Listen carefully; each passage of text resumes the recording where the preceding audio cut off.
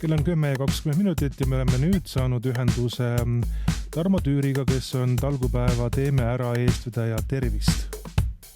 Tere hommikust!